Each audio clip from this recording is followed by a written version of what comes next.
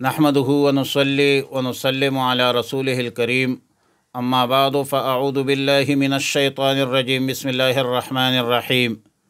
لولا جاءوا عليه بأربعة شهداء پارہ نمبر 18 سورہ نور رکوع نمبر 2 آیت نمبر 13 اور 14۔ مذکورہ آیتوں میں تلقین ہے، ترغیب ہے اس بات کی کہ الزامات اور افواہیں پھیلانے والوں سے مسلمان ثبوت اور دلیل کا مطالبہ کرے، اور ظاہر ہے کہ تہمت زنا کے معاملے میں شرعی گواہوں کا ہونا از حد ضروری ہے، نص قطعی کا تقاضا ہے۔ لہذا مسلمانوں کو یہ مطالبہ کرنا چاہیے کہ تم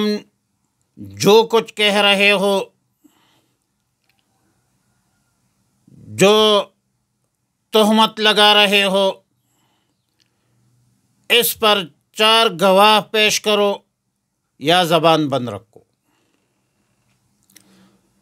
دوسرے جملے میں فرمایا کہ فَإِذْ لَمْ يَأْتُوا بِالشُّهَدَاءِ فَأُولَٰئِكَ عِندَ اللَّهِ هُمُ الْكَاذِبُونَ، اگر گواہ پیش نہ کر سکے تو اللہ کے نزدیک یہی لوگ جھوٹے ہیں۔ لیکن قابل غور اور غور طلب سوال یہ ہوگا کہ ایسا کچھ بعید نہیں ہے کہ ایک شخص نے اپنے آنکھوں سے ایک واقعہ دیکھا مگر دوسرے گواہ ان کے پاس نہیں ہے، دوسرے گواہ ان کو نہیں ملے، تو اگر یہ شخص اپنا چشمدید واقعہ بیان کرتا ہے تو پھر اس کو جھوٹا آپ کیسے کہہ سکتے ہیں؟ اور خاص کر پھر اللہ کے نزدیک جھوٹ کہنا تو سمجھ سے یقیناً بالا تر ہے، کیونکہ اللہ رب العالمین تو عالم الغیب ہے، اللہ رب العالمین علیم بذات الصدور ہے،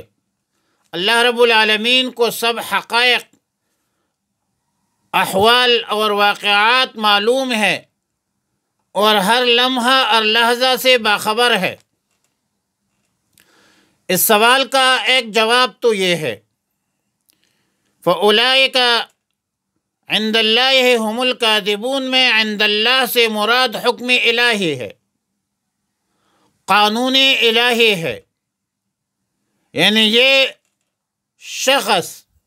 قانون خداوندی اور الہی قانون کے مطابق جھوٹا ہے، اس پر حد قذف جاری کر دیا جائے، کیونکہ حکم الہی یہ ہے کہ جب تک 4 گواہ نہ ہوں تہمت زنا میں تو واقعہ دیکھنے کے باوجود پھر بھی اس کو بیان مت کرو، اور جو بغیر گواہوں کے واقعہ بیان کرے گا یقیناً وہ شخص قانوناً، حکماً، شرعاً وہ جھوٹا ہے اور مستحق سزا ہے۔ دوسرا جواب یہ ہے کہ مسلمان کی شان یہ نہیں ہے کہ فضول کام اور فضول بات کرے جس کا کوئی فائدہ اور نتیجہ خیز خبر نہ ہو، نتیجہ جس کا درست نہیں ہے تو وہ کام کرنا نہیں چاہیے، اور خصوصاً ایسا کام جب ایک بندہ ایک مسلمان پر الزام عائد کرتا ہے اتہامات لگاتا ہے تو مسلمان کسی دوسرے مسلمان کے خلاف کسی عیب اور گناہ کی شہادت صرف اس نیت سے دے سکتا ہے کہ جرم اور گناہ کا انسداد مقصود ہو، ان کو روک-تام ضروری ہو، یا مقصد اس کا روک-تام ہو، انسداد ہو۔ لیکن کسی کو رسوا کرنا، کسی کو ذلیل کرنا، کسی کو ایذا دینا، یہ مقصود نہ ہو تو جو شخص 4 گواہوں کے بغیر اس قسم کی شہادت زبان سے نکالے، گویا کہ اس کا یہ دعویٰ ہے، یہ کلام اصلاح خلق کے لیے ہے، معاشرہ کو برائی سے بچانے کے لیے ہے، انسداد جرائم کی نیت سے کچھ کہہ رہا ہے، مگر جو شریعت کا قانون ہے اس کو معلوم ہے کہ بغیر 4 گواہوں کے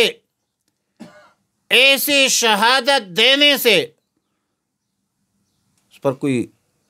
حد جاری نہیں ہوگا، سزا نہیں ہوگی، ثبوت نہیں ہے، شہادت نہیں ہے، تو ایسے یقیناً یہ شخص جھوٹ بولنے کا مستحق ہے۔ اس وقت یہ بندہ اپنی نیت کے دعوے میں جھوٹا ہے کہ میں اصلاح خلق کر رہا ہوں، انسداد جرائم کی نیت سے یہ شہادت دے رہا ہوں۔ شرعی ضابطہ کے مطابق شہادت نہ ہونے کی صورت میں یہ نیت ہو نہیں سکتی۔ ایک آپ کا چھوٹا ہے، بڑا ہے، گھر کا، جماعت کا، فیملی کا، تو سرعام آپ کسی کو ذلیل اور رسوا کرے، سرعام اس کی توہین کرے، تو یہ آپ کی نیت میں فطور ہے۔ اگر جماعت کا مجلس ہے، محفل ہے، جماعت کی محفل میں مشورے میں بات رکھو، مدرسہ ہے، مدرسے کے مشورے میں بات رکھو، لیکن یہ افواہ پلانا، یہ ہر قسم کی گناہ، الزام، عیب، یہ سب چیزیں ناجائز ہے۔ ایک بندے کو اپنے آپ پتہ نہیں ہے اور آپ اس بات کو پلائے، یقیناً یہ سزا کے مستحق ہے۔ بھائی یہ گناہ ہے۔ بہرحال اس کی نیت میں فطور ہے، اس کی نیت میں خرابی ہے، اصلاح مقصود نہیں ہے۔ اگر اصلاح مقصود ہوتی، محفل میں، مجلس میں بڑے کو چھوٹے کو خود اپنے زبان سے کہہ دیتے کہ بھائی آپ کے اندر یہ کام غلط ہے، نہ کرو۔ لیکن اگر آپ سرعام لوگوں کو بتانا شروع کرے، آپ کی نیت میں فطور ہے، آپ یقیناً سزا کے مستحق ہیں۔ بہرحال مذکورہ دونوں آیتوں میں تعلیم ہے کہ ہر مسلمان کو دوسرے مسلمان پر حسن ظن رکھنا چاہیے۔ سنی سنائی باتیں، بے دلیل باتوں کی تردید کرے، اور یہ تردید کرنا واجب ہے جب تک معاملہ تصفیہ نہیں ہوا ہو، آمنا سامنا نہیں ہوا ہو، اقرار جرم نہیں کیا ہو، یا گواہ پیش نہیں کیے ہو۔ معاملے کو حل کرنے کے لیے فورم ہوتا ہے، اس فورم پر آپ بات کریں، شخصی طور پر بات کریں، افواہ مت پھیلاؤ، پروپیگنڈے مت کرو، یہ گناہ ہے، گناہ۔ رسول اللہ مبارک صلی اللہ علیہ وسلم نے خود اپنے عمل سے وہ جو واقع افق میں اس خبر پر یقین نہیں کیا۔ عمل یہ تھا، اور قول یہ تھا کہ ما علمت علی اہل الا خیر، رواہ البخاری۔ اور آیت نمبر 14 میں فرمایا ولولا فضل اللہ علیکم ورحمتہ۔ یہ آیت ان مومنین کے بارے میں نازل ہے جو غیر شعوری طور پر اس تہمت میں شریک تھے، پھر توبہ بھی کر لی۔ بعض لوگوں پر حد قذف بھی جاری ہوا۔ آیت مذکورہ کا مقصد یہ ہے کہ جو جرم تم سے سرزد ہوا ہے یہ کوئی معمولی بات نہیں ہے، بہت بڑا جرم ہے۔ رسول اللہ صلی اللہ علیہ وسلم کی عزت، ناموس، زوجہ مطہرہ امہات ام المؤمنین پر الزام لگانا یہ کوئی معمولی بات نہیں ہے، اس کی سزا بہت بڑی ہے۔ دنیا میں بھی اس کی سزا ہے اور آخرت میں بھی اس کی سزا ہے۔ جیسا کہ سابقہ گزشتہ اقوام کے جو مجرمین تھے ان پر عذاب نازل ہوا تھا، اور آخرت میں عذاب سخت ہوگا، مگر اللہ تعالیٰ نے تمہارے ساتھ فضل و رحمت کا معاملہ فرمایا۔ دنیا میں بھی رحمت و فضل کا معاملہ فرمایا اور آخرت میں بھی، اسی لیے تم سے عذاب ٹل گیا۔ دنیا میں اللہ تعالیٰ کا فضل و رحمت کے مظاہر یہ ہوئے کہ سب سے پہلے تم نے اسلام کو قبول کیا، تمہیں ایمان کے دولت سے مالا مال فرمایا، تمہیں ایمان کے توفیق بخشی،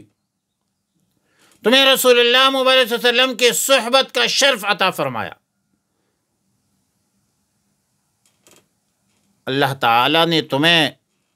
توبہ کی توفیق دی، اور اللہ تعالیٰ نے تمہارے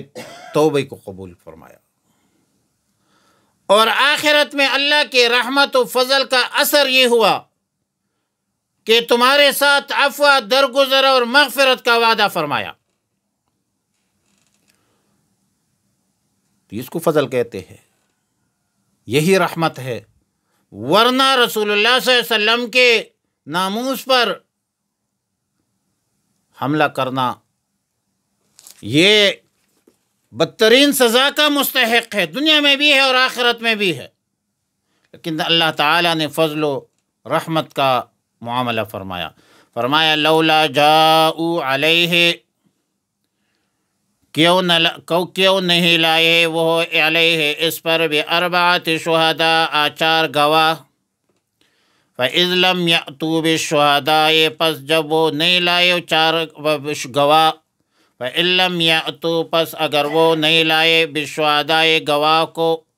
فَأُولَئِكَ یہی لوگ عند اللہ اللہ کی نزدیک ہم الکاذبون جھوٹے ہے۔ ولولا فضل اللہ علیکم اگر نہ ہوتا فضل اللہ کا علیکم آپ لوگوں پر، ورحمتہ اور اللہ کی رحمت، فی الدنیا دنیا میں، والآخرت اور آخرت میں، لمسکم تو پہنچتا تمہیں، فیما افضتم اس بارے میں جو چرچا کیا تم نے، وفائے تم نے پلائی، فیہ اس بات میں، عذاب عظیم بہت بڑا عذاب ہے۔ صلی اللہ علی النبی الامی الکریم وعلی آلہ واصحابہ اجمعین برحمتک یا ارحم الراحمین۔